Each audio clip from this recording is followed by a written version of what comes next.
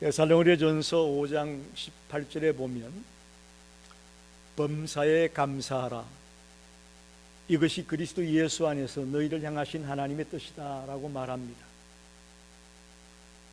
크리스찬과 난 크리스찬의 감사의 차이는 바로 범사에 감사하는 것입니다. 세상 사람들은 조건부 감사가 많습니다. 감사의 조건이 있어야 감사할 거 아니냐? 틀린 말은 아니죠. 난 크리스찬들은, 물론 난 크리스찬 중에도 힘들고 어려운 중에도 감사하는 분이 계시겠지만 대부분의 사람들은 조건부 감사로 감사하고 있음을 압니다. 그러나 크리스찬의 감사는 범사에 감사하는 것이라고 성경은 말합니다. 어떤 형편에 처해 있든지 무슨 일에 처했든지 감사할 수 있는 것이 범사에 감사입니다. 즉 기쁘고 즐거울 때뿐만 아니라 슬프고 괴로울 때도 감사할 수 있어야 된다는 것입니다. 여러분 어떻게 생각합니까? 여러분이 지금 이런 감사를 하고 있나요? 참 쉽지 않습니다. 그죠?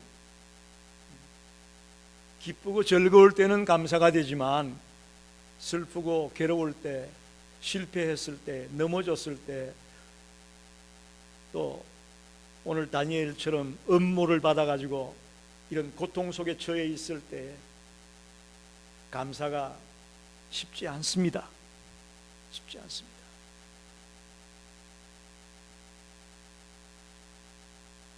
많은 분들이 예수 믿으면 만사형통한다, 복 받는다 했으니 예수 믿으면 감사할 게 많을 거야 라고 생각합니다. 여러분 지금까지 달려오면서 어땠나요? 감사만 하셨나요? 불평하고 원망하고 투정하고 하나님 왜 나에게 이런 일이 있습니까? 따져 묻기도 하고.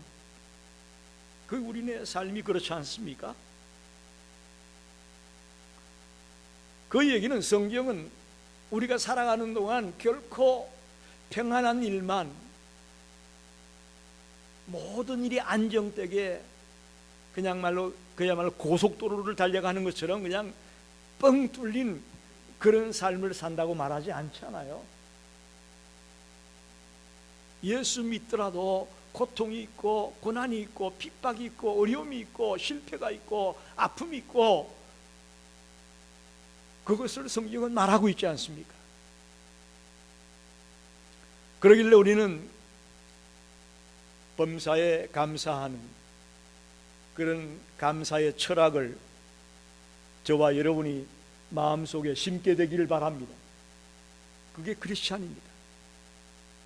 2023년 추수감사주의를 맞아 저는 다니엘의 감사를 생각해 보려고 합니다. 그는 어린 나이에 바벨론의 포로로 잡혀갔습니다. 나라도 없는 서름이 있었고 가족들과 헤어지는 아픔이 있었을 것입니다. 그곳에 가서도 얼마나 힘들고 어렵겠어요. 음식도 안 맞고 모든 문화적인 것도 맞지 않고 특히 신앙을 지키기에 힘든 곳에 그가 붙잡혀 갔습니다. 그러나 우리가 다니엘서를 읽어보면 그곳에서도 꿋꿋하게 믿음으로 달려갔던 소년이 다니엘이었습니다. 그런 다니엘이 성장하면서 그는 여러 가지 말씀으로 다니엘을 표현할 수 있지만 저는 감사의 사람이었다고 생각합니다. 다니엘은 감사의 사람이었다. 첫 번째 다니엘의 감사는 느부갓네살 왕의 꿈과 해석을 알게 해준 것에 대해서 감사를 하고 있습니다. 다니엘서 2장 23절을 보면 오늘 읽지 않았던 그 다니엘서 2장에 보게 되면 이런 말씀이 있습니다. 나의 조상들의 하나님이여, 주께서 이제 내게 지혜와 능력을 주시고 우리가 주께 구한 것을 내게 알게 하셨사오니 내가 주께 감사하고 주를 찬양하나이다. 곧 주께서 왕의 그 일을 내게 보이셨나이다 하니라. 할렐루야. 무슨 얘기냐 하면 바벨론의 느부갓네살 왕이 꿈을 꾸었습니다. 꿈을 꾸었는데 자고 일어나니까 꿈이 하나도 생각이 안 나요. 그런데 그 마음에는 갖가지 번민이 생겨나고 불안한 겁니다. 그러자 그 나라의 모든 술객들을 불러 모아가지고 말합니다. 너희들이 만약 내가 꾼 꿈과 또 그 꿈의 해석을 하지 않으면 너희들의 몸을 쪼갤 거고 너희들의 집을 그름덩이로 만들 거야. 여러분, 꿈 내용을 얘기해 줘야 해몽을 하잖아요. 그런데 느부갓네살은 꿈 내용도 얘기 안 해주고 그 꿈의 내용과 꿈의 해석을 하지 않으면 죽이겠다는 거예요. 그야말로 이제 바벨론의 그 모든 술객들이 이 느부갓네살 왕의 꿈 때문에 죽게 생겼습니다. 그때 다니엘이 하나님 앞에 간절히 꿈을 알게 하고 꿈의 해석을 알게 해달라고 기도해서 놀랍게도 그 꿈의 내용을 알아냈고 그 꿈을 해석합니다. 할렐루야. 그게 큰 신상의 꿈을 꾸었지 않습니까? 머리는 금이고 가슴과 어깨는 은이고 배와 넓적다리는 노시고 그 밑으로는 새와 진흙으로 된 이상한 모양의 신상을 본 것을 하나님이 다니엘에게 알게 해주고 그 해석까지 해주죠. 우리가 해석하기는 금은 바벨론을 이야기하고 있고 은은 메데 파사를 얘기하고 있고 이 놋은 헬라를 얘기하고 있고 마지막에 새와 흙으로 지어진 아랫부분은 로마를 의미하고 있다고 해석합니다. 자, 첫 번째 다니엘의 감사는요, 어떻게 보면 좋은 일 때문에 감사한 겁니다. 이건 여러분 생각하기에 이거 뭐 당연한 거 아니냐? 그렇죠. 좋은 일이 생겼으니 다 죽게 생겼는데 다니엘이 기도하여 그 꿈을 해석하게 되면서 모든 술객도 살고 자기도 살고 놀라운 역사를 체험하게 되어서 감사한다. 당연한 거로 생각할 수 있습니다. 문제는요, 우리들이 과연 이런 일이 있을 때마다 감사했을까요? 쉽지 않아요. 좋은 일이 있으면 당연히 감사하지 않습니까? 쉽지 않더라고요. 좋은 일이 있을 때 자기 자랑하고요, 내가 잘나서 이랬다고 생각하는 사람이 많아요. 우리가 생각하기엔 당연한 것처럼 느껴지지만 그렇지가 않음을 우리는 살아가면서 보지 않습니까? 혹 나도 그랬을 때가 있었을 거예요. 좋은 일이 있었는데도 감사를 싹 닦아버리고 지나갈 때가 있더라고요. 다니엘의 첫 번째 감사는 꿈과 그 해석을 하지 않으면 죽게 될 위기에서 하나님의 은혜로 지혜를 주셔서 꿈을 알게 하고 또 꿈을 해몽하는 그런 일을 통해 하나님께 감사를 돌렸습니다. 두 번째 다니엘의 감사는 오늘 6장 1절에서 10절까지 말씀을 보게 되면 이제 다니엘이 그 꿈 해몽 사건 때문에 승승장구해가지고 다리오가 왕이 되었을 때는 총리의 자리까지 올라갔습니다. 놀랍죠? 노예로 잡혀갔던 포로로 잡혀갔던 그 젊은 청년이 이제는 다리오 왕이 통치하는 그 나라에 이때는 메데 나라로 바뀌어졌습니다. 바벨론이 벨사살 왕 때 망하고 이제 다리오는 메데의 왕인데 그 나라의 총리가 되었습니다. 오늘 성경에 보면 그 나라는 120도로 나뉘어져 있는데 120명의 방백들이 지키는 거예요. 그 120명의 방백들을 3명의 총리가 다스립니다. 그 중에 수석 총리가 누구냐? 다니엘이었습니다. 여러분 생각해 보십시오. 이거 포로로 잡혀온 친구가 말이야, 총리라고 저렇게 수석 총리라고 설치는 거 보니까 기분 나쁘잖아요. 그럴 수밖에 없을 거예요. 그래서 다른 방백들이 모의를 해서 어떻게 하면 다니엘을 끌어내릴까 궁리를 하는 거죠. 여자 문제가 없을까, 돈 문제에 걸린 게 없을까, 하여튼 먼지 털듯이 샅샅이 털었어요. 다니엘의 어떤 허점이 있을까봐 샅샅이 털었습니다. 스캔들이 없느냐, 직위를 이용해서 어떤 부를 축적한 게 없느냐. 근데 털면 털수록 신기한 거예요. 너무나 깨끗해, 너무나 정결해, 흠이 없어. 그래서 그들이 궁리한 게 뭡니까?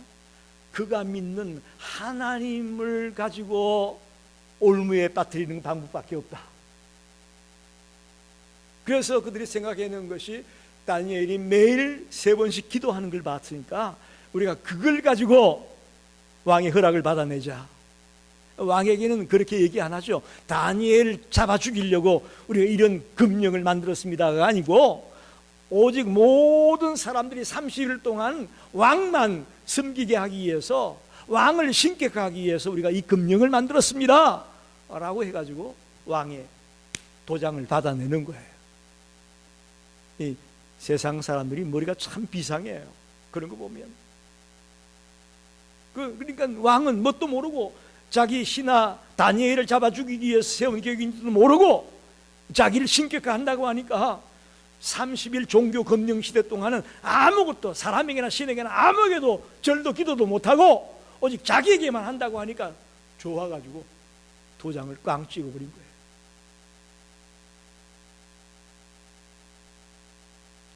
10절을 한번 읽어봅시다. 다니엘이 이 조서에 왕의 도장이 찍힌 것을 알고도 자기 집에 돌아가서는 윗방에 올라가 예루살렘으로 향한 창문을 열고 전에 하던 대로 하루 3번씩 무릎을 꿇고 기도하며 그의 하나님께 감사하였더라. 여러분, 이게 이해가 됩니까? 도장을 찍었어요, 왕이. 이제 그건 누구도 변개할 수가 없습니다. 누구도 바꿀 수가 없습니다. 다니엘이 고민도 좀 됐을 것 같아요. 30일 동안만 내가 기도를 좀 쉬면 내가 이 올무에 걸려들지 않겠다. 문을 열어놓고 기도하는 걸 문 다 닫고 남이 못 보게 하고 기도하면 되지 않겠느냐라는 생각들을 했을지 모르겠어요. 그러면 그 위기를 넘어갈 수 있었을지 모르겠어요. 그러나 우리가 오늘 성경에서 봤듯이 다니엘은 그렇게 하지 않습니다. 매번 습관적으로 하던 그대로 윗방에 올라가서 예루살렘을 향한 창을 열어놓고 하나님 앞에 기도하기를 쉬지 않았습니다. 기도하면 죽는 줄 알았어요. 기도하면 사자밥이 되는 거 알았어요. 감사하면 죽는 것도 알았습니다. 그런데도 놀랍게 다니엘은 기도했습니다. 감사했습니다.